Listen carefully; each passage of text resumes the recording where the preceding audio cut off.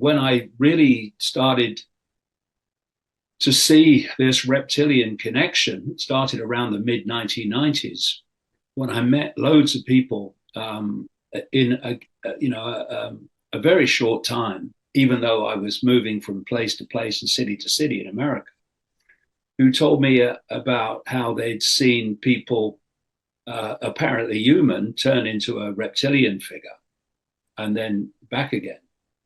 And I talked to other people in the military industrial complex, whistleblowers, who told me about the reptilian connection in the underground bases. So what Daryl is talking about fits entirely with that. And it would seem that there are reptilians within the Earth, as Daryl has been talking about, but they're also interdimensional. They're also operating in other dimensions, which is a major reason why overwhelmingly people don't see them. They say, well, if there's reptilians, where are they? Well, if you could just realize the tiny band of frequency that humans can actually see, it's ludicrously narrow, called visible light. Well, basically, we can hardly see anything. And I don't think that's an accident at all. I think that's by design. Because if we had a much wider visual acuity, we would see these entities in a wider energetic frequency state than we currently do. They're operating outside of human sight, those that are of the interdimensional variety. Several months ago, I didn't anticipate that you'd be on a whirlwind tour speaking. So here I am catching you when you're exhausted after No, being no, on the no. road. So thanks. Thank you so much I'm for being fine. on. I don't, I'd never, I'd never let them make me exhausted. Uh, well, Just keep I going. yeah, I watched you on Iconic, and of course, Gareth does a great job. And I've got to see Jamie a lot in the last year because he's been doing the dot connector, and it's good to see him. He's terrific. He's so smooth.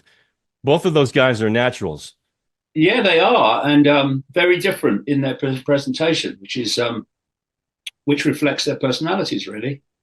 So, Yeah. I mean, I think one of the things that has kind of emerged with um, the citizen media, if you like, is a lot of the myths have disappeared in terms of, first of all, television presenting, as it's called, always a television presenter. And all you're doing is chatting to the audience. That's all you're doing.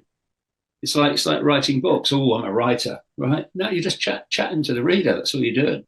It's so a lot of the myths have disappeared, and we have seen just how much talent there is out there that never gets into the mainstream. Mhm. Far better than the mainstream, actually. So it's been an interesting watch for me as a former TV presenter. Well, no, I agree. It's and that's why I gravitate to you. I just want to know what the hell is going on in this world. Yeah, me And too. and one way I've been doing that, David, is I just want to cover this ground quickly. I have read everything you need to know all the way through. Uh, then came the trap. I've read this guy, and then I've read the dream, and I just finished the reveal last Saturday.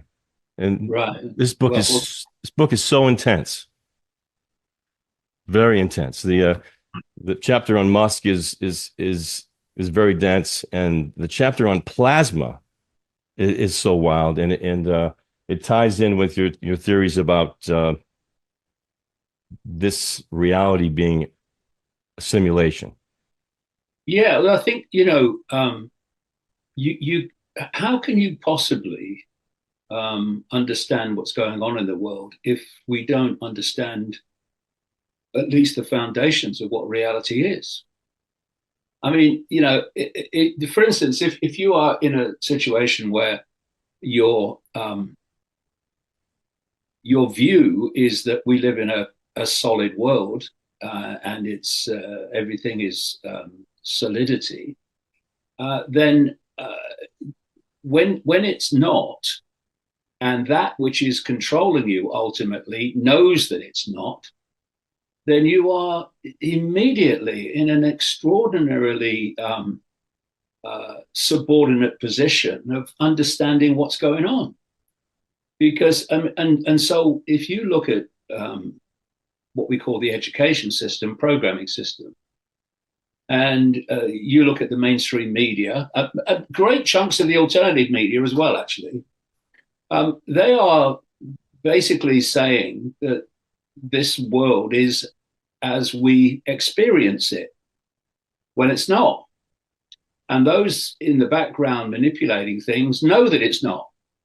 And they know that it's far more malleable than it appears to be, because solidity is not malleable in the same way as information and energetic fields are malleable.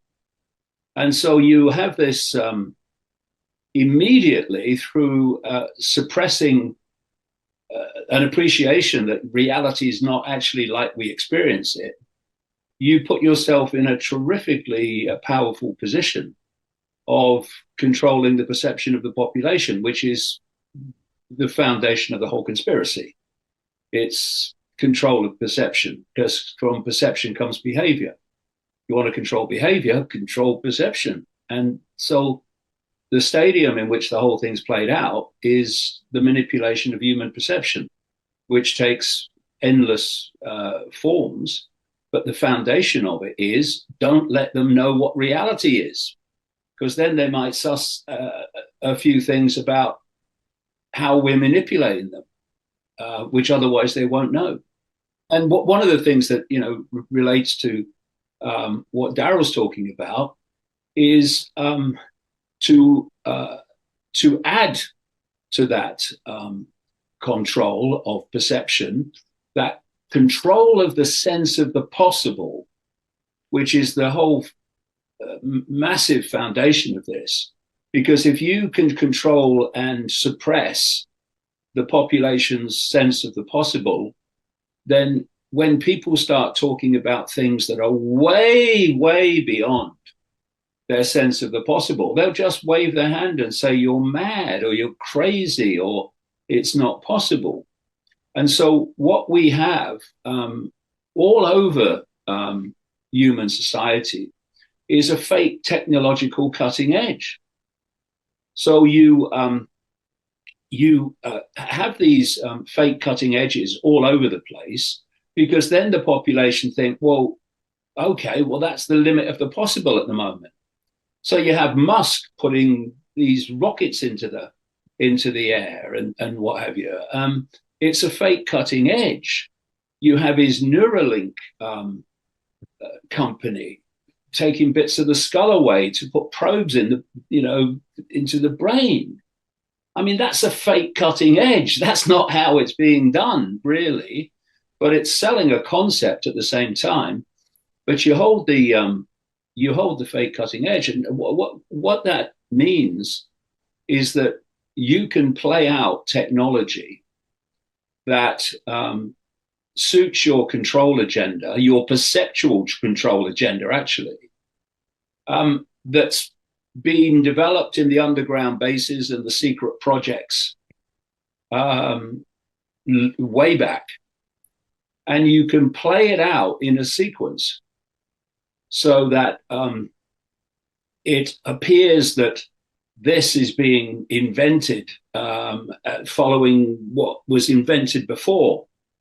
And of course, the scale and nature of advancement of technology is increasing all the time, to the point where you don't see any delay almost now. It's just getting faster and faster. And the reason they can do that is it already exists. It's just a matter of creating cover stories and cover people to explain how this technology came about, when actually it was invented and ready a long time ago. But there's a sequence because humanity has to believe that there is a sequence of discovery, a sequence of invention. Because if something suddenly came out of nowhere that was way beyond anything anyone's ever seen before, they say, well, where the bloody hell's this come from? So the sequence negates that, as do the cover stories. The Reptilians.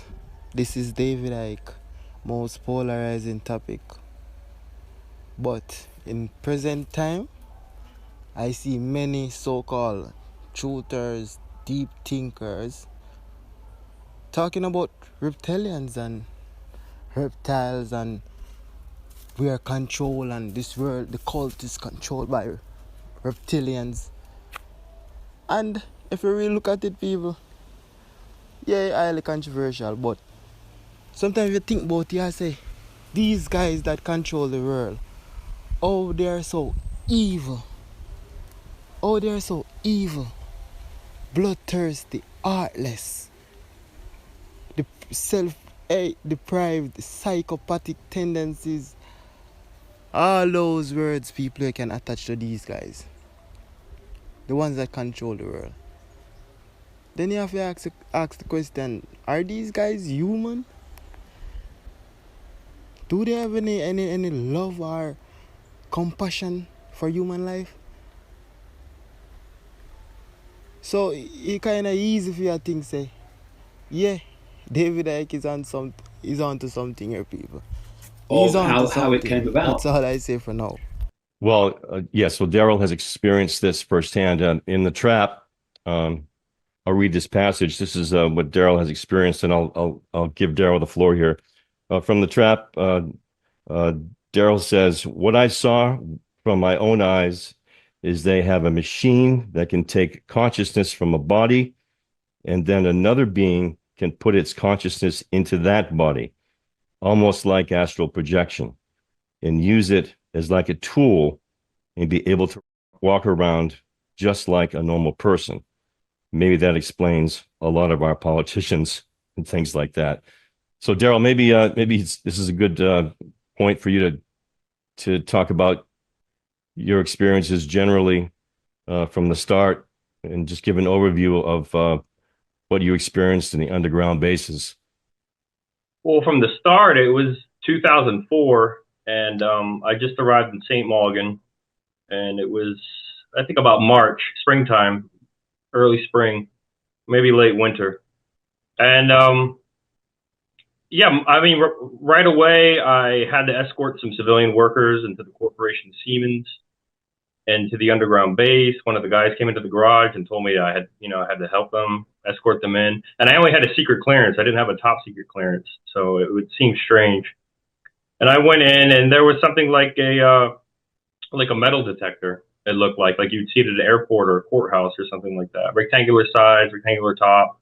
It had a small ramp you had to step over with a black and yellow caution tape. And the first guy from Siemens said, "I'm not walking through that bloody thing." So I thought, well, I don't want to walk through it either.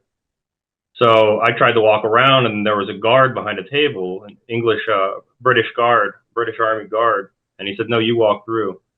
So I walked through, and I watched them fix like a pump, and that was about it. And I actually had to be escorted by somebody else who had a higher clearance than myself into the underground base. And then, yeah, after that, I had a 0000 to 4 a.m. watch on a Friday. And I saw Michael Aquino, who's a colonel, lieutenant colonel. And he was looking through some papers on the quarterdeck desk. And I think maybe they were mine. I think maybe he wanted to see me, I don't know, just in person or something, whatever that scanner did. I think he was looking through things like that.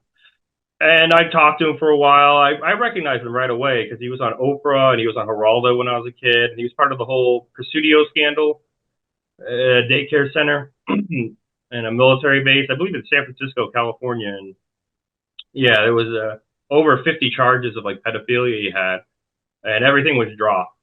And I found out later it was because everybody was in on it, kind of thing. It was like the judge was part of it. The judge was like a Satanist. He was part of this. I don't even think he got like a picture taken. I don't think he got booked. I don't think he got fingerprinted or anything. I think it was immediately dropped. And I talked to him for a while, and it was just a small conversation. He asked me where I was from and how I liked England, and then I just went for another round around the base. I walked around the base, and then I had another 0 to 4 a.m. watch, and when I walked in, sat down, and the petty ops of the watch, he pointed at the computer monitor and he said, "What do you think about that?" And it just looked like a picture of like a stereotypical gray and black and white kind of a picture. And I said, "What did you get that off the internet?" And he said, "No, look." And when you walked into the base, there were like these sliding glass doors, and next to it was this big window with like a room behind it. And behind that window, there was like a gray, I guess you would say, but it was kind of a light brown, like a light khaki brown with a hue of pink about it. Had the big black eyes, really no nose, small mouth, had a fold of skin from like its tear ducts down to its cheeks. And he said, "Do you mind if it comes in here?" And I said, "Does it mind if I look at it?" And I heard it say no in my head. And he said no, and it walked through the sliding glass door. And it had what looked like a pistol in its hand to me. And I just got back from Iraq, so, I started saying gun, gun, gun. I thought it was coming after me with a gun. I was already very alarmed. I was very upset, scared. I didn't know whether to freeze or run or kick it across the room. I didn't know what to do. So I just stayed still, and, everybody said it's not a gun. And it put its hand out, and it showed it to me. And it just looked like a silver pistol to me. So then I thought maybe it's a syringe, or maybe it's going to inject me with something. I don't know. My head was just going a mile a minute. And it turned out it was a drill. And on the floor there was just this old Dell computer. And it took it apart very quickly. It didn't have to guide the bit in or anything. It just, every time it hit the screw like a machine. And it was catching the screws with the other hand. And its hands were very long. It had to hold its hands in like T-shape. The palms were very long. The fingers were very long. But it had 5 fingers. I remember that. And it had like big, thick knuckles. Almost like it kind of gave you that feeling like a spider or something when you saw it. And yeah, took it apart in seconds. It's very quick. Slid the top off, popped out 2 gigs of RAM, put it on top of the table, grabbed 2 more that were already waiting for it, put them in, slid it back down, and it kind of flicked its hand forward and was able to set a screw between its fingers every time, and it just put it together almost as quickly as it took it apart. And it just stood there for a while, and I kind of, if I looked that way, it would turn its head for me. If I looked the other way, it kind of just let me look at it. I looked at its hands. It moved its hands back and forth for me. It was just completely smooth, no nipples, navel, genitals, nothing. And after a while, I remember in my head, I said, "Can I touch you?" And there was no response. So I leaned forward to touch it, and the first-class petty officer said, "Don't touch it." And so I leaned back, and I got kind of almost, I kind of started looking around, getting almost bored. They were just letting me observe this thing. I found out later they call them drones. They have like a hive consciousness. They're kind of like an organic machine. They're like a machine that's grown that can do, take apart machines. They're for preventive maintenance and things like that, and the programs and repairs, like that. But yeah, I got kind of bored with it, walked away, and then it walked back into the underground base, the sliding glass doors. And the petty officer of the watch said, "Do you think you could work around something like that?" I said, "I don't see why not." And then he said, "You're smart." And I said, "Really?" And he goes, "Yeah, very smart." And I said, "Well, how smart?" Like 140, 150 IQ. And he said, "More like 190, 195. And I said, "Well, how do you know that?" And he pointed at the computer monitor, and there were like these color-coded lines. And there was one right above me, and then there was like a gap, and then there was the rest of the people. And they kind of went up and down a little bit, just went from side to side. And he started telling me things like, you smoke. I smoked at the time. And he said, "We don't have any clots because you drink." I drank at the time. And he just knew all these things about me. And I asked him how he knew. And he said, "That scanner you walk through, they call it a scanner with the thing that looks like a metal detector." And then he started asking me questions like, "Do you have any tattoos?" And I said, "No." And he said, "Good, the Germans don't like tattoos." And I said, "Germans?" And he said, "Yes, there's Germans up there." And I said, "What do you mean? In space?" He goes, "Yeah, it's kind of like that." He really didn't call it space. And he said, "But they're in the moon and beyond." And I asked what it was, and he said, we don't know. All we know is they've been here as long as we have. And we got into a war with them, and we had outside help, but we participated in the war long ago. And I kind of think that's what the Hindu text of the War of the Gods and things like that would be about. And he said that the war was a stalemate, so they got the underground and we got everything above. And that's kind of like how it worked. So all the underground bases belong to them, belong to the reptiles, greys, elongated skulls, things like that. And we got the outside world. And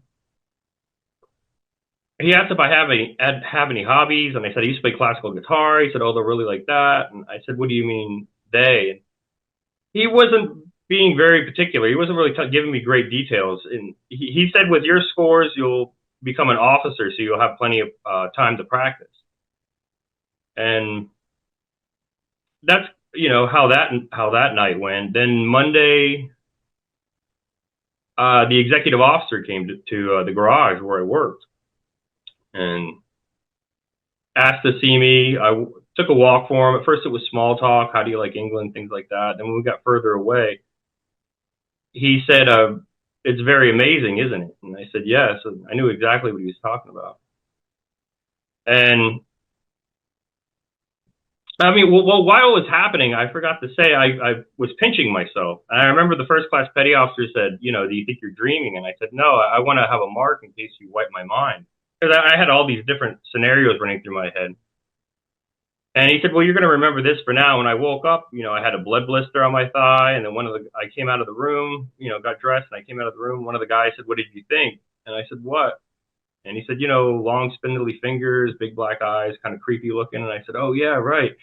And it was like I forgot. It was almost just like something so incredible that it was almost like it was blocked from my mind. Like I just didn't want to accept it. I didn't want to talk about it with anyone. I didn't want to think it was like something crazy. But it was just the guys in the underground base. They worked with different species, I guess you would call them, drones and reptiles and things. And it was elongated skulls, and it was just quite normal for them to see one walking through the halls and everything when they're working in the underground base. So I was talking to the executive officer, and he said it's pretty amazing, and I said, "Yes, sir." And he said, talked about my IQ, and he said asked me if I ever heard of Gary McGinnon. And this was only like a year ago, so it was kind of a current event in the UK area. And he explained how he hacked into NASA, and he found all these files in the U.S. Army, U.S. Navy, and NASA. And in the U.S. Navy, he found a file called Solar Warden, how there were all these volatile chemicals being shipped off world, is how it was said. Ranks and social security numbers of, extraterrestrial officers, pictures of cigar-shaped craft over the moon. And he said it's all real, all of it. That's just kind of how he leveled it with me. And he said, with your scores, I guarantee you'll become pilot of a 4-kilometer-long starship. And I found that just extremely hard to believe. And in my head, it was almost like, I thought it was like a practical joke. My mind still wasn't really wrapping around it. Like I didn't know what to think. And because it was just happening fast. Boom, boom, boom. The next day, things were happening. They wanted to get me in as quickly as possible, it seemed like. And I thought about it a moment, and I said that machine I walked through, it could detect if you had clots in your body. And he said, yes. And I said, well, my father died of something called a widowmaker. We had a clot in one of his heart arteries, and it broke off, and he died. And said, if we had technology like that, it would have saved his life. I said, why isn't technology like this available to the public? And he went on about population control and everything else. And I said, well, there has to be a side, like a faction or a side or something that wants to release it to the public. And he said, you mean like a traitor? And I said, no, sir. I mean, there just has to be a side. He said, well, there is. And I said, well, if you can get me on that side, I'll do it. And walked out a little bit further. We were talking about different things. Eventually, I shook his hand and I saluted him. And he said, one more thing, Mr. James. And he was calling me Mr. this whole time, which is only officers call each other Mr. in the Navy. He said, you're going to be escorted by a reptile, and he's big. And I really didn't know what he was talking about or what to think of it when he said that. Because I had only seen the drone. I'd only seen the little, it was probably about 2.5 feet tall, I guess. Small thing. And then one time we were in the barracks, and this was like soon after that. And one of the guys said something like, "Hey, did you see that reptile today?" And another guy said, "Yeah, it was big." And someone else said it talked funny too. And in my head, I was kind of thinking, a reptile like a monitor lizard. I still hadn't put in my head, like I hadn't thought about any, like a humanoid reptile. And I said, "You mean like, reptiles just walk around?" And I was thinking maybe they're in the caves or something. Maybe there are caves down there. I didn't go very far or deep into it yet. And he said, "Yeah, there's reptiles in the underground base, and they talk." And I said, "They walk around on all fours and they talk to you?" And they said, No, they walk upright like us. They're humanoid. And then one of the other ones went on about how there's elongated skulls down there. And I think he said their average IQ is 160. So they're very smart. They're really intelligent ones are well over 200. And he said that they were cannibals in the sense that they were closely enough related to us to where they do eat people, but they're so genetically close to us, it would be considered cannibalism. And they can have offspring like us, but they're kind of like mules in the sense that the offspring is sterile. Like they can have children with us, but the offspring is sterile. And they like our classical art and our classical music. And then, so that was, probably that same day. And then on Tuesday, we're, watching TV or playing, we were playing a game. Halo was big at the time. And one of the guys said, "Yeah, man, I was on the Mines of the Moon, and they used to put us in all these work parties. They used to put us in work parties, and they would put shock collars on us. And if somebody in the party didn't work hard enough, everybody would get shocked." And he said there were all these brothels. Your only motivation to work was sex. And so I asked him, I said, "Well, because I thought maybe they did this to everybody, and I just wind up in mines or something," according to what he was saying. And I said, "Well, the XO himself came up to me and offered me a job, as a pilot of a 4-kilometer-long starship. Did he do that to you?" And he said, "No, I just volunteered for it. I heard about it and I volunteered for it." He said, "They're going to treat you well. You're going to be up there." And he said that they put you in this chair and all you have to do is fight it. He said, "If you fight it, you'll remember." He said, "When you come back, they'll put you in a chair, and if you fight it, you'll remember." And as he was saying these things, I heard like this feedback loop come into the room. And it said, "Now hear this, now hear this. You are now in violations of the Uniform Code of Military Justice, Articles 7 and 8. If you do not stop right now, you will face up to 10 years in prison and $100,000 in fines. That'll be all." And I looked around and I said, "Is there a speaker in here?" And they said, "No, with the technology they have, they don't need speakers." And I kept on pressing the question, but the other guys said, "They're listening right now. We can't talk about it." And so the next day I ran into the same person. Everybody called him Lando. His name was Orlando, but he liked Star Wars. So everybody called him like Lando. And he said, "Did you hear that voice?" It was the same one that told me about, the drone, the kind of creepy looking. And he said, "Did you hear that voice in the room?" And I said, "Yes." And he said, "By the underground base on the tower, there's those rectangular boxes next to the radio tower." And I said, "Yes." And he said, "That's 5G tech. It's something new that they're using on this base. And they can actually project like a microwave beam into a room, and they can see everything, they can hear everything, and they can talk to you." And he said, like, some people are afraid of it because it can hurt people or give you cancer. And he said, "Well, it's only if they run the beam like directly through your head that they could do that. But it's more or less just like to monitor people, to get the lookout for people, as far as what he knew." And I asked him what it was like, in the underground base, what it looked like. And he said he kind of described it. It's almost like a remote control helicopter kind of controls, where like 2 small knobs that you move around and it moves around. And it's just on a monitor and you can watch it.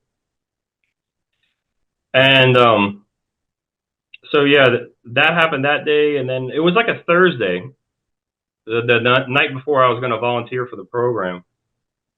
And I was in the TV room of the barracks, and the door was open, and the room across was that door was open, but it was one of those situations where it seemed like this person was talking to somebody else, but he wanted me to overhear him. And he said, "You're going to be taken into a room, and you're going to be strapped down to a chair. It's a density chamber, and it artificially pushes you up from 3rd to 5th density, because we're in 3rd, and the ETs we work with are in 5th density." He said, "They're much too strong and fast for us. We wouldn't be able to work density." And he said, "You'll become stronger, faster. Your IQ will go up 200 points, and you'll become more of a collective." And I overheard that, and then next day happened, and I put on my working blues, and I went to the quarterdeck, and I started right away. It was that same first class petty officer, and he had me signed all these papers, and he just was flipping it for me. You know, it was already X'd, initial here, sign here. And in the beginning, I was reading it, and it was saying things like the consciousness of the first party now belongs to the second party. The wording of it was like that, and it seemed very strange. And I got cold feet, and I said, I don't know if I should be doing this. Like, I don't want to sign this. I tried to read it. He said, "We'll be here all night if you read this." And it was a stack about that big. And I was reluctant, and he said, "Look, you're already back there, so just sign the paper." So he was saying that I had already come back to the program and been age regressed. And that was something else that the XO said that I forgot to say. He said, you know, "We'll put you in the program for 20 years, send you back in time 20 years, wipe your mind, and you wake up in bed." So I forgot to point that out. But yeah, he said, "You're already back there, so just sign the papers." So I kind of said, like, I'm doing this, you know, in my head, I said, "I'm doing this for Dad," and I just signed it. I just signed everything. And I sat down, and he got on the phone. He said, "Send him in." And I was kind of daydreaming, and 5 minutes went by. And he said, "All right, go with him." And behind that same big glass window, there was this big, like, reptile. He was huge, like 9.5 feet tall. He kind of had to, like, hunch down in the room to fit in. And his shoulders were really very big. He had ridges going down his head, almost like mohawks. He had gold, like, crocodile eyes. His mouth went straight across and then up. Didn't really have a nose or ears. It was kind of flat. His face was kind of flat. And he was wearing, like, a tight blue suit. And, you know, I said, "Jesus Christ, he's not going to eat me, is he?" And he said, "If he wanted to eat you, he's much stronger and faster than you. He would have done it by now." And eventually he walked out of that room and walked into the quarterdeck so I could really see him up close. And there was a different guard this time, a younger kid, smaller, skinnier. And so I got up, and eventually, I just went with him because he was in this room with me, and I knew he was faster than me, so I couldn't run away, is how it felt. And so I just went. And we were walking down, and the guard kept on butt stroking me, hitting me in the back, like right in the spine between the shoulder blades. At first, I thought it was because I was looking around, and he just kept doing it. And there was white, blue, and red stripe on the floor. And white was secret, blue was top secret, and red was above top secret. So red went everywhere, blue went to fewer places, white just went down main halls. And there were some hallways that were just completely dark with no light. And those were only red. We immediately went down one of those hallways, and no light came on. I thought maybe like an automatic light would come on when I first saw it, but no light came on. So I thought, well, I guess these things can see in the dark pretty well. So I was staying close to it to keep up with it. And he kept on hitting me. And I thought to myself, if he hits me one more time, I'm going to, do something. And he hit me again.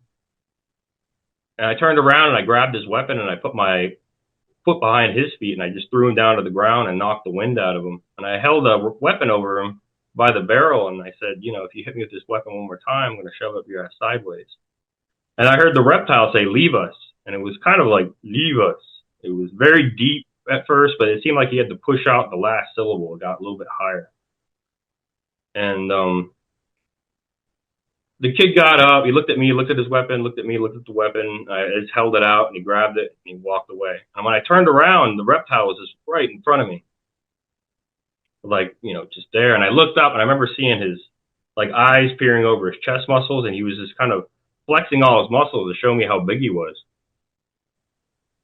And the first thing that came to my head was, I'm sorry about what I said before. You're much more civilized than him. And at first, his eyes were kind of small because they don't bare their teeth or furrow their brows. They don't have any muscles, kind of like a reptile in their face. You can just tell they're aggravated with you by, their eyes will get small. And his eyes were small. And when I said that, they opened up normally. And he just turned around and he said, "Follow me." And I was looking around and I saw bicycles leaning up against the wall, like golf carts. It was kind of going gradually downhill. You could feel it.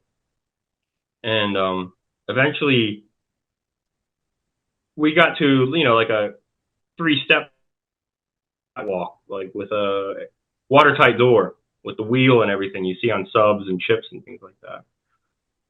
And when we got in, I saw this chair, and it was very big, like it was meant for them. It was very wide. It was black. It had like holes in it, and there were straps on it. And he said, "Get in the chair." And like when I was a kid, we had the DARE program with Nancy Reagan, Ronald Reagan's wife, and it was like to stop drugs and crime. And I remember they took a gas chamber chair with the bucket underneath it and the chain and everything that lowers into the bucket, causes the chemical reaction. And they put this in the trailer and they showed it to us when we were like 6, and it was just like a traumatic event for me. And it really frightened me as a young kid. And when I saw this, you know, I saw the airtight door and I saw the chair. I thought, this is a gas chamber. He's going to try to kill me. Even though everything I was told, you know, that was what I thought, because I was pretty scared being with him. I had never seen anything like this before. And I was already, my nerves were already shot. Grabbed me, threw me into the chair, held me down, strapped me in. I was struggling, trying to getting away here and there every now and again, and it would push me back in. And eventually, it like headbutted me and knocked me out for a second. And I came to, and he like leaned in, and he was like growling, but it was kind of like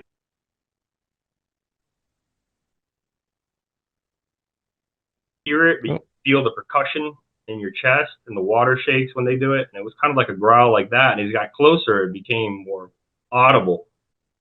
And he said, "Don't make me hit you again." And when he got really close, I jammed my thumb in its eye because it was so close to my face. I thought it was going to bite me or something. And it leaned back, kind of closed its eyes, and it just leaned forward and just collapsed my chest until it pushed against my heart, and I blacked out. I came to, and I was completely strapped in. "Do this to you." And he went to like a panel, but I couldn't see it because it was on, you know, the same side of the wall that the door was on, and he was doing something. And he walked out, tightened the door. It felt almost like, I guess, like an out-of-body experience. It was like a weightlessness, cold, and peace is kind of how it felt. And then it was almost like I could feel my soul, my consciousness kind of getting lifted out of myself. And I came to, and the straps were undone, and I saw this same reptile, his back was towards me, and he was talking to what looked like a Gestapo. He was actually a first-class petty officer on base. And he had an undercut, you know, shaved on the sides, you know, blonde, slicked back with pomade. He was wearing like, you know, the typical trench coat, the leather coat, no hat. And it looked like he was talking to him, but he wasn't talking. He was like gesturing, and he looked like mournful for it. And I saw the reptile with his back towards me doing the same thing, kind of moving its hands around. And I slid off the chair, and one of the footrests hit me in the back, and I kind of was just waving around, like swerving around, and I said, "Can I go to bed now?" And then I fell down to my hands and knees, and I saw his boots go into my vision, and he said, "I should have you executed for what you did to my man. Do you hear me?" And the reptile said, "It doesn't matter. He doesn't remember." And I just fell down and just passed out. And I woke up, and it was carrying me like a duffel bag under its arm. And my head was facing the opposite way, and it was like right on my bladder. And I remember I said, you know, I have to pee. I said, "Please put me down. I have to use the bathroom." And it wasn't listening. I just passed out again. And then I saw like a bright light, and then all of a sudden I was in like a hospital room. And I found out later through the executive officer that was a looking glass technology. He told me all this stuff and before I got out of the Navy. He said all underground bases have looking glass technology. They all have med beds. They all have healing tanks, age regression. They all have this technology in all these underground bases around the world because it belongs to them. Like it belongs to the reptiles. It doesn't belong to the people who they say it belongs to. And he laid me down like on a medical bed, a regular medical bed with the railings on the sides. It was very wide again, like I said, like it could have been made for one of them, like something larger. And I heard like ripping and tearing, and then I felt like somebody putting something on my chest, and I looked down, and it was just like stickers, like you would heart monitor stickers and things like that. And I remember the reptile said he has to urinate, and I heard like one long tear, and then it was like a woman that put a catheter in me. And it was actually a woman from the base named April. And she was actually in IT, like she fixed computers and things. So I guess she volunteered for this program and became a nurse. And I was on the moon or in the moon. And I said something to her, like I was really out of it. It was very loopy. I felt almost drugged or drunk. Everything was different. It was, colors were different. Color spectrum goes up. You find yourself going down your own timeline is what ETs call it. That's kind of like what fit density is like. In other words, you'll go maybe 5-10 years into your own future and kind of observe your own future.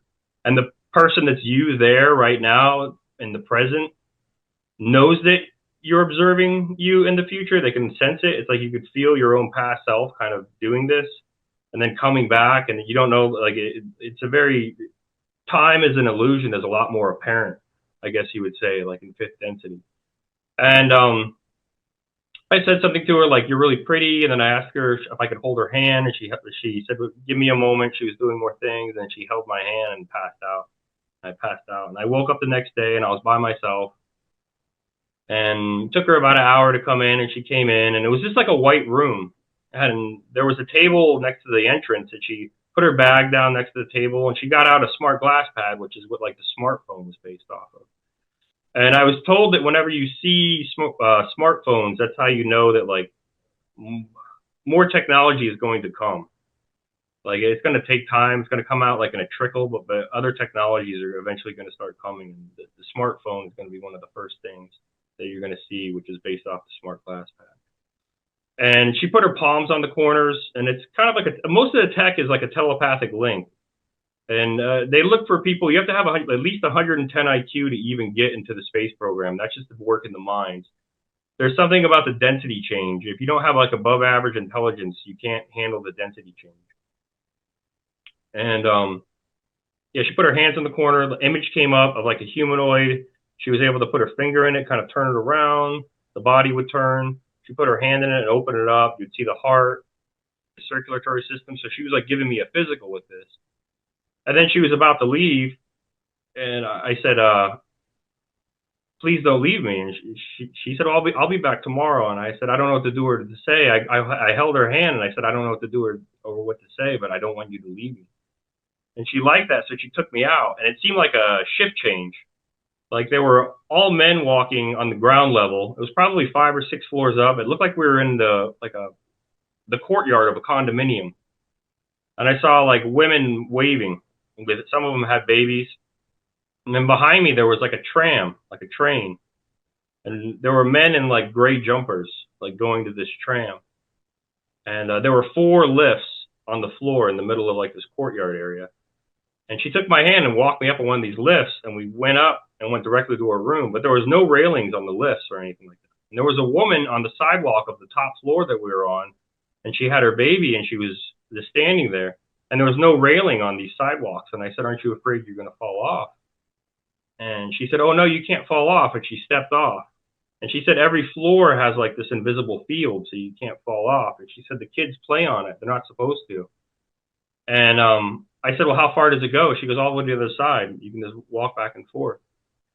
And then so she took me to her room, and it was very Spartan. It was just like bare bones, like a couch, a coffee table, a bar, kitchen area. There was a table next to the door. And she took me by the hand and took me to her room, and we began to kiss. And she said, wait, what's your name? And I said, I don't remember. And she said, think about it. Everybody remembers their name. And I thought about it, and I said, Daryl. And we kissed more, and we had sex. And then I fell asleep like on the headboard of the bed.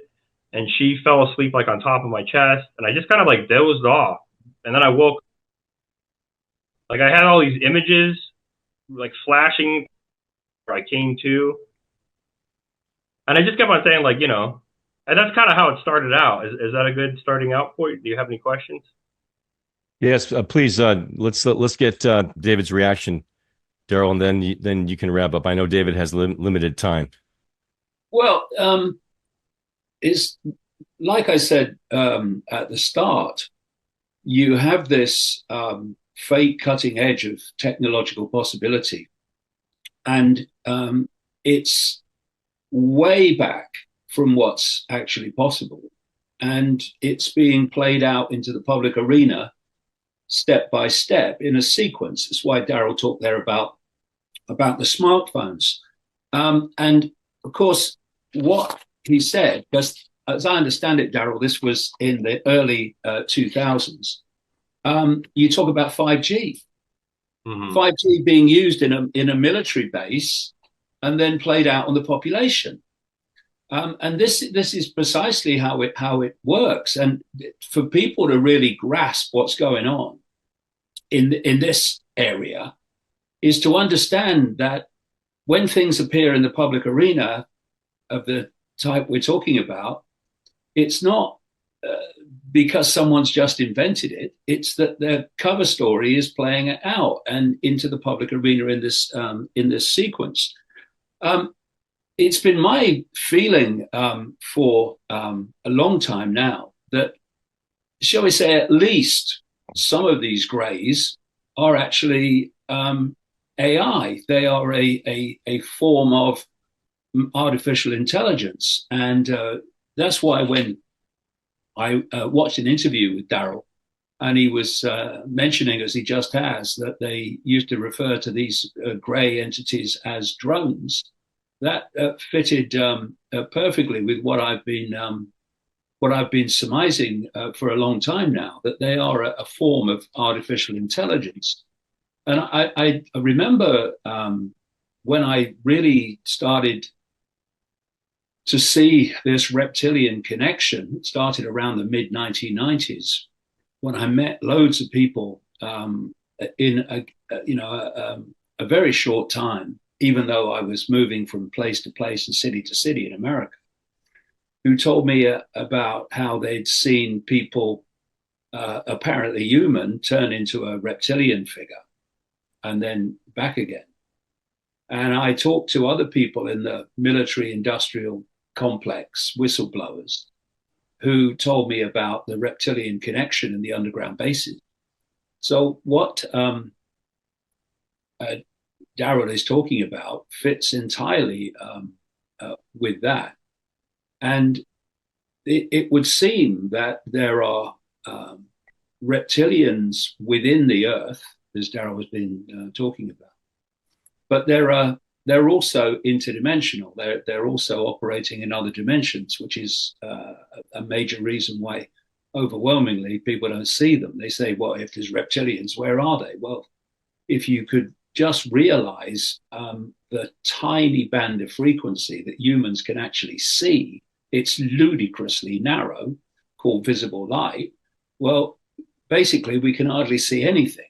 And I don't think that's an accident at all. I think that's by design.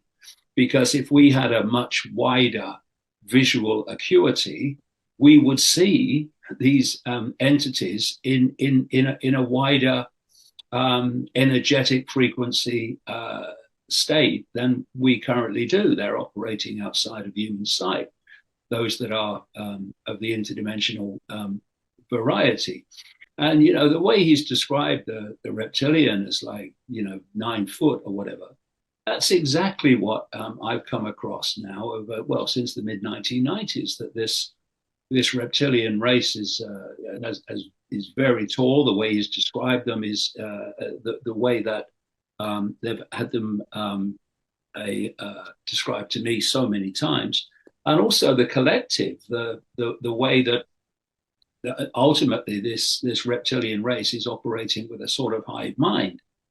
And this is very relevant to where we are now, because it's my contention, and again has been for a long time, that the collective mind of this reptilian race and others too, but this collective mind is being infused into humans.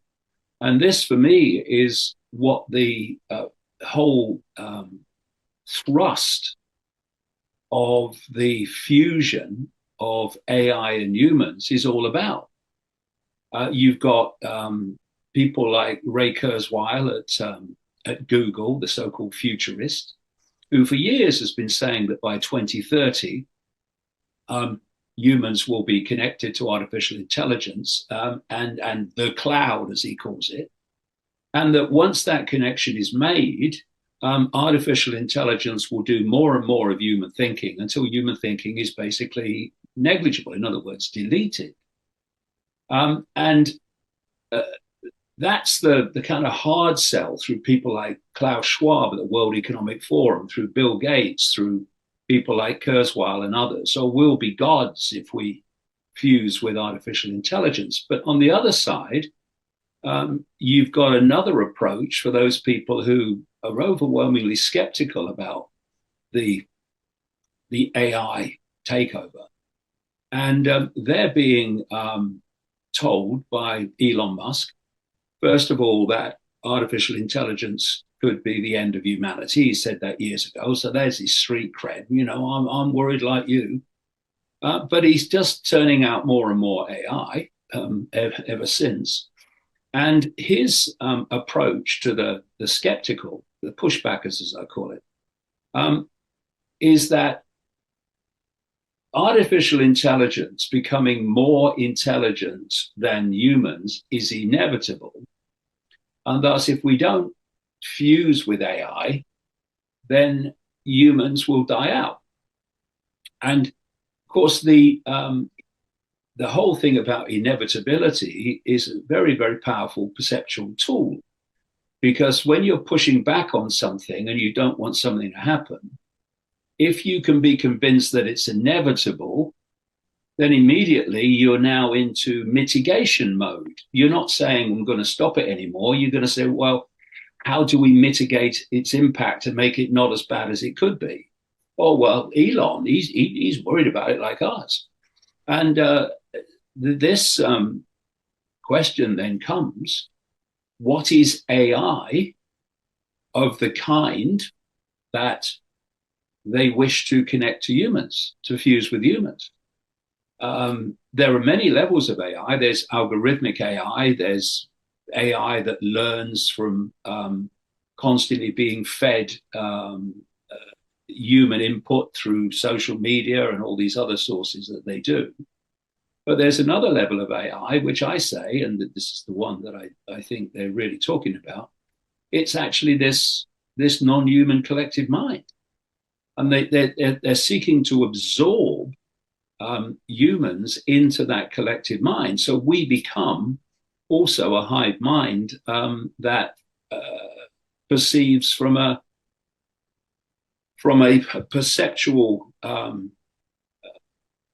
way of looking at the world that actually we're being told to think that way. And of course, at the moment, still there are people who can independently, to an extent anyway, ask questions like, well, who am I? Where am I? What is this place? What's going on? But if you are subject to a collective mind, well, that collective mind, that AI mind, is never going to ask those questions, because the AI, that which is controlling the AI, doesn't want you to ask them or query. They just want you to do whatever the collective mind tells you to do. And you can see even in the human realm now this collective mind unfolding, and how easy it is to manipulate people to perceive whatever this force wants them to perceive. So, for instance, at the moment, it's like the pushbackers are Trump's the savior, and Musk is going to help him to save us. But what we're seeing is the squeezing of the sense of reality to even among the pushbackers to right-wing politics. That's basically, this is the conspiracy. The conspiracy is the left, and to stop the left and the woke, we've got to be the right. And it's a prison cell. It's a perceptual prison cell, because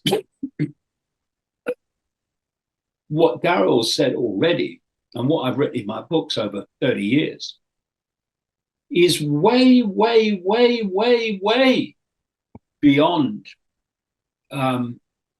left-right politics. But what's happening is people are being, their attention, their focus is being put on that, because then we don't see beyond it. And as Daryl will have found out, and my goodness me, I have over the years, if you are talking about things that are way beyond what we call the norm, what we call the norm is just the program norm, then people kind of dismiss it and think you're crazy or you can't be telling the truth. When actually all you're doing is describing things that are way beyond what people have been programmed to believe in. And the other thing he mentions there about the moon, again, you know, been writing about the moon for a long time and talking to people, you know, whistleblowers, etc. And again, the moon is not what we think it is. So when Daryl talks about being inside the moon, well, that's where the real deal is in the moon. It's inside. So what I'm hearing, and you know what I've heard before in interviews that he's done, is confirming so much that I've picked up over the years. And when people talk about awakening, we must awaken. Yes, but we must keep awakening, because awakening is not something that just happens. There's a series of awakenings which take you deeper and deeper in the rabbit hole. And so what's happening now with what I call the hijacked alternative media, etc., and the Christian right politics is that they're holding the line. So you awaken to the fact that the world's not controlled by who you thought it was, not controlled by presidents and prime ministers and politicians. What they want you to do is stay there. Stay there, stay there. Keep it in the realm of the scene, if you like, the realm of the five senses. Because once you open your mind and you let it flow, and you talk to people like Daryl, and talk to many people who told me similar stories over the years, then you awaken to a much greater picture than we're currently being told, not only by the mainstream, but most of the alternative.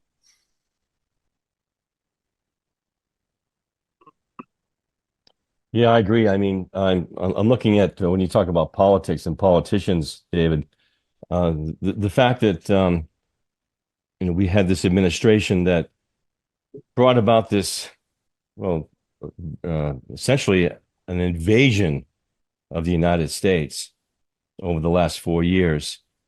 And now suddenly we have Trump, who has proclaimed that he's going to send everybody back. It seems insane to me that a country would allow this to happen within the space of 4 years.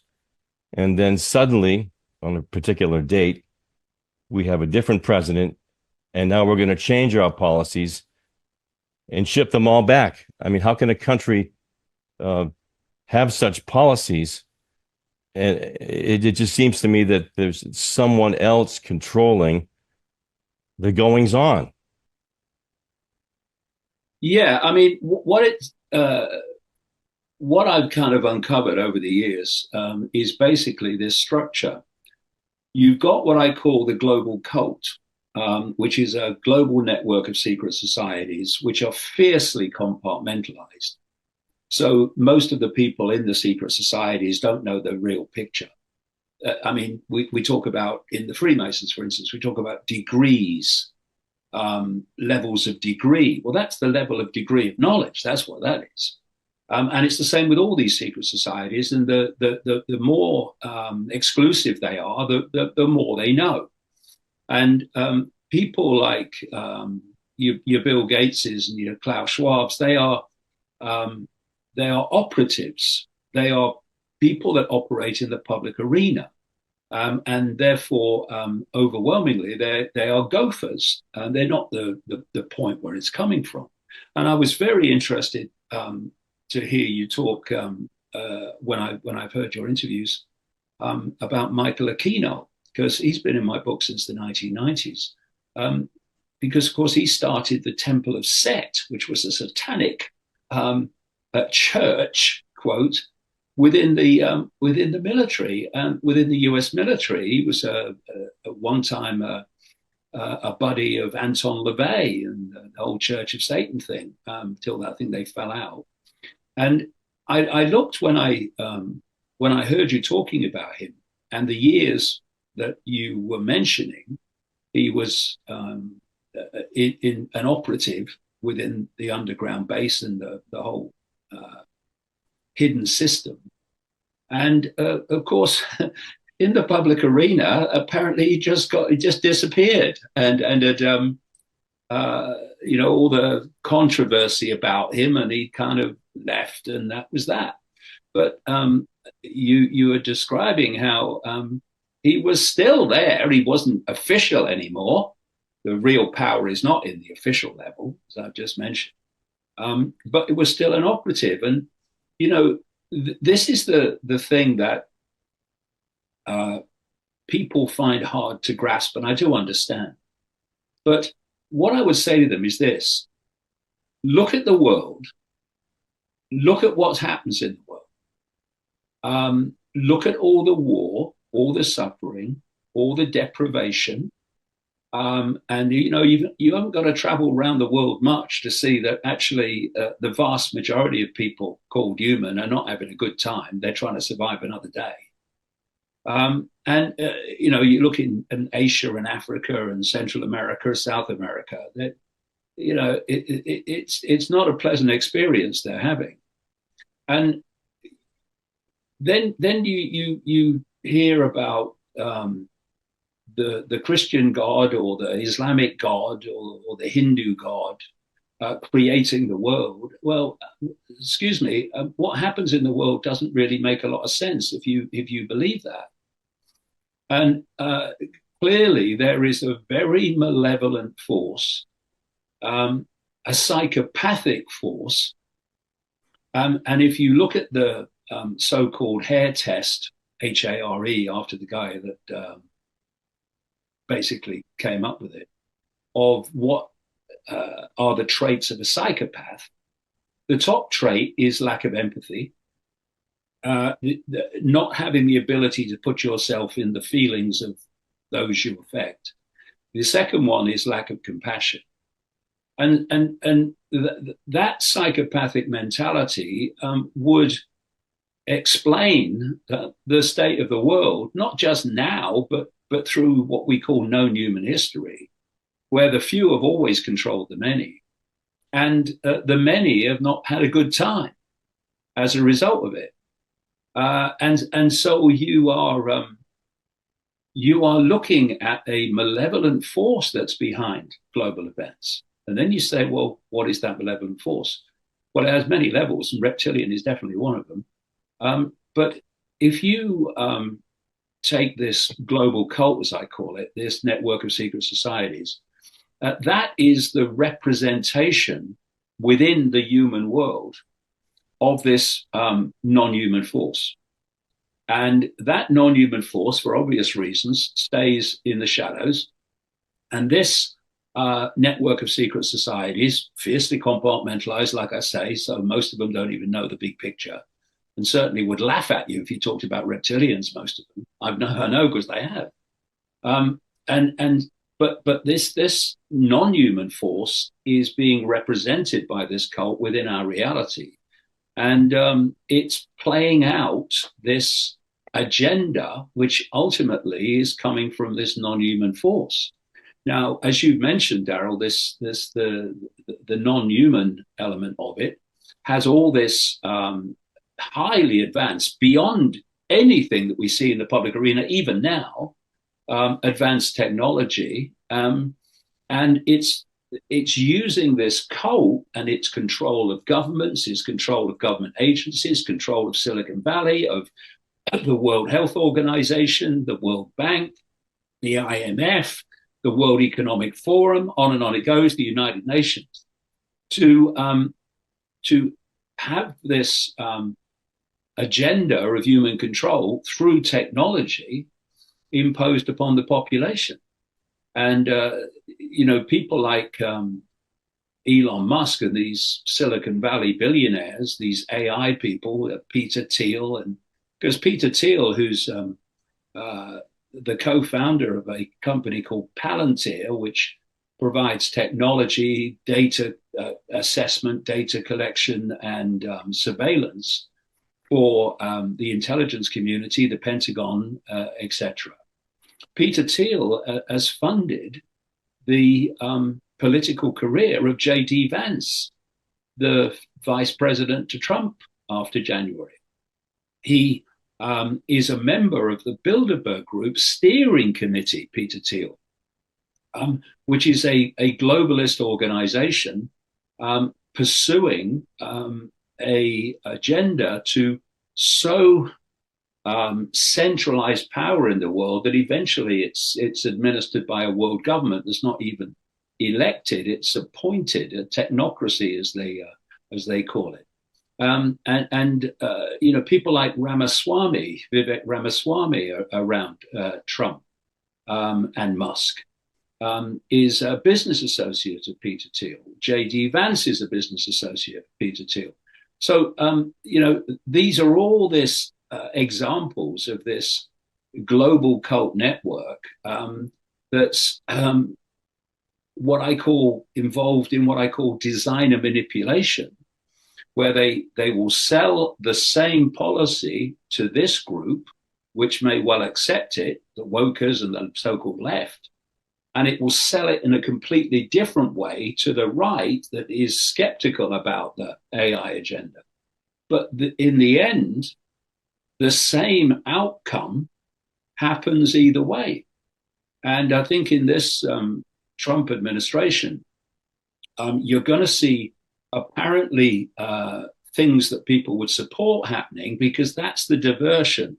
Oh, look, that's good. But the direction of travel will be a quickening towards this fusion of humans and AI. And that, for me, is the non-human, reptilian, whatever you want to call it, hive mind being imposed on humanity. And what most of the alternative media does is it stops at what they call globalists. It's the globalists. Yeah, but what are the globalists and what's beyond them? These are the questions that we need to ask because that's where the answers lie. That's what we need to know. Gentlemen, I know we're in a race against the clock. Daryl, I think maybe you may want to finish up your story quickly, and then we can have David wrap it up. So I know there were a few things left dangling. So go right ahead and then finish up your story. Well, I mean, to finish it up, it was a long time, but I mean, first I was in the mines of the moon for 3 months as punishment for poking the reptile in the eye. Then I went off to a dark fleet, which is like a breakaway German society. And then I went into Solar Warden after that. And I spent the rest of the time in that. And I knew Nordics and things like that, Pleiadians, Tigetans, I heard them called Plagiarians. And then I was told a lot from like my executive officer about the things I would see into the future and things like that. When I came back, he realized that, he said I was still partially in fifth density. He said something went wrong in the chair. He said, you didn't come down properly and you're still partially in fifth. And said that my life would be hard because I'm living in like a third density reality, but I'm still kind of partially in fifth. And he was trying to convince me to come back, and to, this reality. And I mean, he just told me a lot. He told me that Trump would become president, but he said it wasn't Trump. He said it was the military. He said this is like a military operation that's happening. Yep. He's just a figurehead. And he said eventually in my lifetime we would see a lot of, wouldn't necessarily be peace. Populations are going to be moved. countries are going to be changed, things like that. But he said it would be a lot better than what our original timeline was going to become. And that's when he explained to me that it was like going to be a Mike Pence timeline, is how he put it. He said that eventually there would be breeding programs, and eventually they realized they made a mistake. They had all these breeding programs, so they bred everybody together, and then they tried to extract a certain gene from the people that they bred together, and they made one people, and then they tried to extract a gene, and that's what created like the Mike Pence people, he said. And he said that, and I said, who's Mike Pence? And he said, he becomes the vice president for Trump. And he looked like him too, now that, I saw him. He's had that same constant scowl. He always had like kind of like a scowl like Mike Pence. He had the black eyebrows, the pure white hair, kind of like the turned up needle nose. He said that's what was going to be our original timeline, and we wouldn't be able to evolve any further in that timeline. So we had those people that were created, we wouldn't be able to keep on ascending, evolving into the higher level. And so he said that we had to go back in time and change the timelines and change everything. I asked if it was successful, and he said yes. And I said, well, what about your parents? He said, my mother's gone, my father's gone, my brothers and sisters are gone. And I said, well, why are you still here? And he said, I don't know. Like, he had no idea why he was still here, even though, he had used looking glass technology, seen into the future, and saw everything worked out the way they wanted it to. But I mean, I think that's what's happening right here. But yeah, I mean, I wouldn't put, if you like Trump, if you don't like Trump, it doesn't matter. He even told me even if Hillary Clinton won the election or Joe Biden, this is still going forward. And he told me that it has to be difficult. And one of the things that you brought up about with, Ted, with the borders and things like that, and populations are being moved. He said that they're showing us what they wanted to do to us, but like in such a fast way, because it's usually, he called the negative aspect of Earth the Satanist. And he said that the Satanists implement things over decades, and the people accept it. If you implement it over decades, they accept it. But he said they're doing it so fast right now that nobody's accepting it. Everybody's thinking like, what's happening? This isn't right. Like, even your most liberal people they're getting to a point where it's, this is happening much too fast, and they won't accept it, basically. And so they're basically just showing us what they had in store for us. And he also said it had to be hard. He told me about the COVID thing, because they were going to do that to us as well, like giving us lethal injections, and people died from it, and people have got turbo cancer and everything else and clots.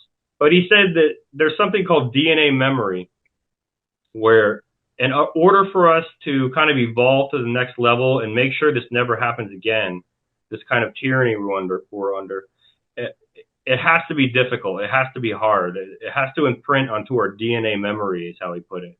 And that way, it's like our future generations will kind of, in a way, like subconsciously remember that this happened, and so it won't happen again. He said we could step in and we could solve everything right now, but in 100 years it would just happen again.